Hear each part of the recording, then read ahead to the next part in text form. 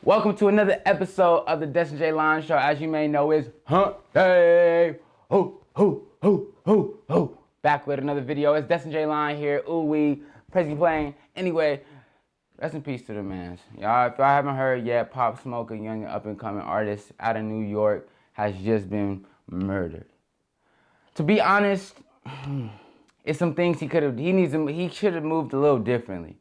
I heard it's photos of him flashing money with his address in the same photo, stuff like that, man. Like it just sucks to hear of what happened, bro. But you gotta move a little wiser, bro. Like it's 2020, man. People out here doing whatever it takes to do whatever it takes. You know what I'm saying? Psych.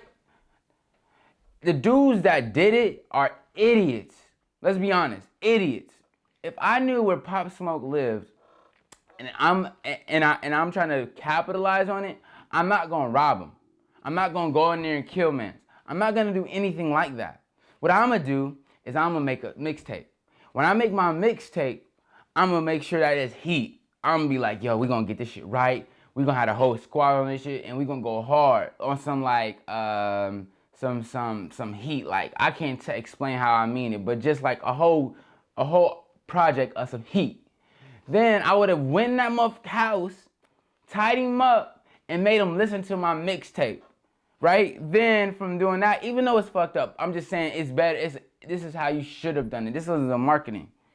Done that. Then make it good public. Let it go public. Then instead of saying, "Oh, Pop Smoke is dead," unfortunately, it would have been something totally different. It would have been a totally different narrative. Artists sneak in Pop Smoke's house as he just moved to LA to force him to listen to their mixtape. Instead of y'all having to hide and be on the run, if y'all would have been more so longevity, instead of just thinking past, not thinking, a lot of people can't think past dinner. That's the problem with this. They didn't think past what was going on. They said, oh, this is an easy come up. But they didn't realize the value of who they were coming up on.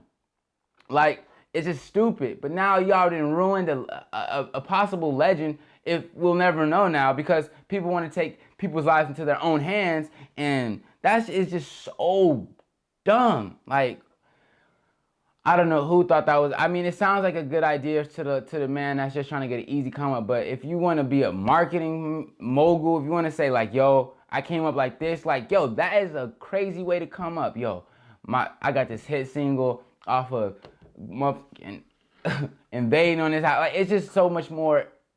It's just so much more to that story instead of simple man's got killed on a home invasion. Now we're looking for the dudes. Like, y'all gotta learn how to move with craft. Think about it. Y'all didn't think about this too well, man. No, it just sucks that he had to go like that, man. And I don't want to take away from his death, but y'all could have done so much more with the plug that y'all had came up on, man. I just don't get it. Anyway, let's move on to some new news. R.I.P. Condolences to your family, man. Like, you was about to be on, only 20 years old, making more money than a lot of people was about to see, man. With innovative idea. That's the crazy part. It wasn't like he was just copying somebody's style. He was coming with his own UK, like, man. Rest in peace, man.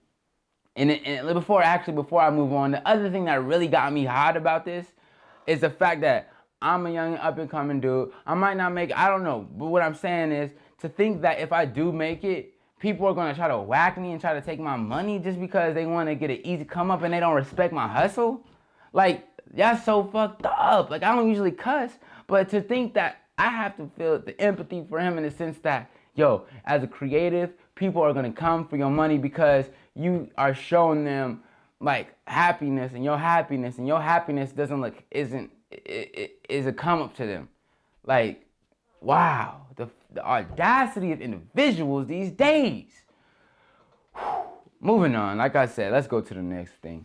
Quentin Miller, you don't stop with your whining there. Oh man, Quentin Miller, you need to stop whining, bro. You acting like you didn't get the best plug of 2015.